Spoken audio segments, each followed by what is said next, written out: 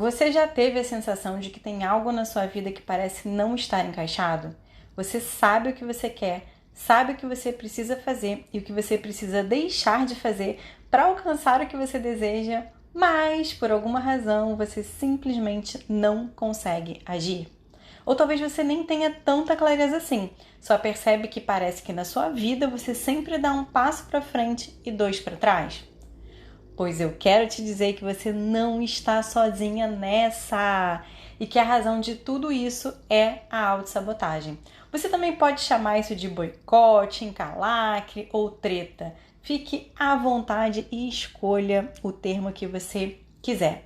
Eu sou Patrícia Mello e eu sou a desfazedora das tretas. E quero te dar as boas-vindas ao podcast Diga-me tua treta e te direi quem és. Você me conta a tua treta e eu te conto qual o comportamento e qual o padrão de pensamento sabotador que está por trás disso.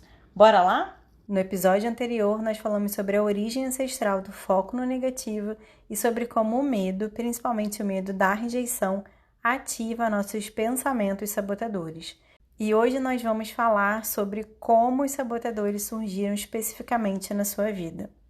Quando criança, você também tinha um desejo intrínseco de sobrevivência, assim como os nossos ancestrais. Você carregava inconscientemente e biologicamente um desejo profundo de chegar à fase adulta para garantir que os seus genes seriam passados adiante.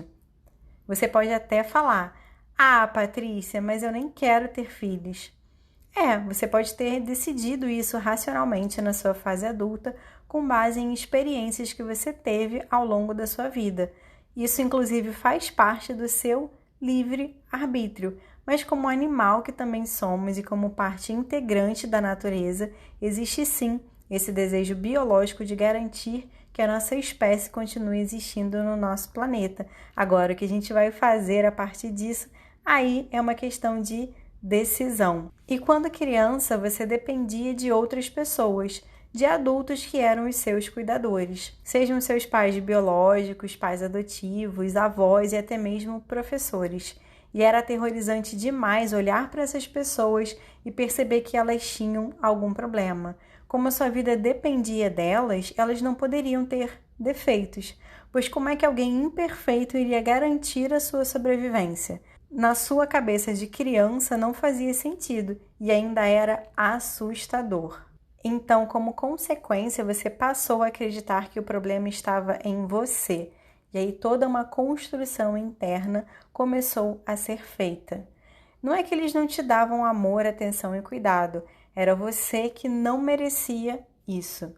Por não ser digna, por não ser perfeita, por não fazer por merecer, por não dar para receber, por não ter um bom comportamento e por aí vai uma série de outras mentiras que os sabotadores contaram para você desde a sua infância. Agora, talvez você tenha sim ouvido palavras nesse sentido ou tenha recebido olhares que te comunicavam isso, e isso ficou gravado em você.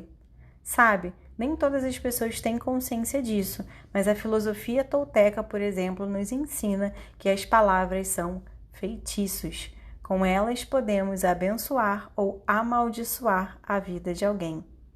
E quantas coisas falamos impensadamente e não medimos o quanto isso pode ferir alguém, principalmente uma criança que não tem maturidade para discernir o que não é verdade sobre ela. A criança enxerga os adultos como autoridades e por isso confiam que o que eles dizem é verdade. E é por esse motivo que deveríamos buscar a impecabilidade da nossa palavra. Impecabilidade com as palavras que proferimos aos outros e, principalmente, impecabilidade com as palavras que proferimos a nós mesmas. Então, pode ser que você tenha crescido e se desenvolvido num ambiente não saudável e não tenha recebido as doses corretas de amor e palavras de encorajamento, mas pode ser que a sua situação seja a oposta. Pode ser que você tenha crescido sim num lar em que você foi encorajada, estimulada, amada, mas por alguma razão ao longo das suas experiências você foi se sentindo inadequada, insuficiente, imperfeita, incapaz, não digna de receber amor pelo simples fato de você ser quem você é. Você foi experimentando vergonha, frustração, tristeza, culpa. E aí, seja de uma forma ou de outra, pensamentos sabotadores foram surgindo e se fortalecendo. Eles foram alimentando os seus sentimentos e determinando o seu comportamento. E aquilo que era a sua essência e a sua personalidade mais pura acabou sendo distorcida ou exagerada. E uma série de camadas foi sendo colocada sobre o seu núcleo verdadeiro. E isso acontece porque um dos medos mais viscerais do ser humano é o medo da rejeição. Nossa primeira necessidade emocional é de conexão e pertencimento. Por isso acabamos fazendo tudo, inclusive abrir mão dos nossos sonhos e de quem somos verdadeiramente, em prol de receber amor e de se sentir pertencente ao clã, à tribo, a um grupo, à família. E esses pensamentos sabotadores foram mecanismos de sobrevivência para garantir a sua proteção na infância frente aos perigos, principalmente os perigos emocionais. Eles foram muito úteis lá atrás. E, como eu tenho a gratidão como uma das 5 principais forças de caráter, eu te digo até que você deveria agradecer os seus sabotadores por terem te protegido na sua infância. Mas a grande questão é que agora você não precisa mais deles. Você já é capaz de se proteger de outra forma. Você já tem maturidade para encarar os problemas, atribuir mais e melhores significados às coisas que acontecem na vida. Você já tem condição de cuidar de você mesma e de dar todo o amor e cuidado que você precisa. Eu não sei se você sabe, mas pesquisas apontam que nós temos de 12.000 a 60.000 pensamentos por dia. 80% deles são pensamentos negativos. E 95% desses pensamentos são os mesmos pensamentos que tivemos no dia anterior. Ou seja, a maioria dos nossos pensamentos diários são pensamentos sabotadores e que estamos repetindo para nós mesmos desde a nossa infância. Com diferentes nuances, é claro, mas com a mesma raiz. E eles nos trazem dúvida, raiva, vergonha, culpa, remorso, arrependimento, tristeza e desesperança. Esses pensamentos sabotadores podem nos levar a criticar a nós mesmas, as outras pessoas ou aos próprios resultados e circunstâncias da vida. Esse é o modo crítico ou o modo treta, como eu gosto de chamar, que é totalmente diferente do nosso modo sábio ou modo de boas, e essa é a grande batalha que enfrentamos todos os dias. A quem vamos ouvir? A voz crítica ou a voz sábia? Em qual modo vamos operar? No modo treta ou no modo de boas? Racionalmente, é óbvio que escolhemos o modo de boas, mas como o modo treta está tão enraizado, seja como herança ancestral, seja por ser um padrão mental que reforçamos desde a infância, é preciso autoconhecimento, autorresponsabilidade e autodomínio para ficar a maior parte do tempo no modo de boas. É uma questão de arregaçar as mangas e construir diariamente um padrão mental positivo e empático, pois sem isso vamos permanecer na prisão dos pensamentos sabotadores que roubam a nossa energia, diminuem a nossa performance, baixam o nosso nível de satisfação e felicidade e impõem condições ao amor, seja o alto amor, seja o amor do outro. No modo treta, seguimos presas ao medo, nos preocupamos em sermos perfeitas demais ou em sermos as melhores.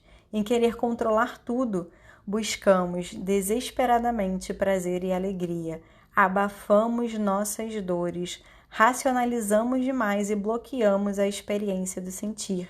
Ficamos anestesiadas. Fazemos coisas demais para provar que somos super mulheres.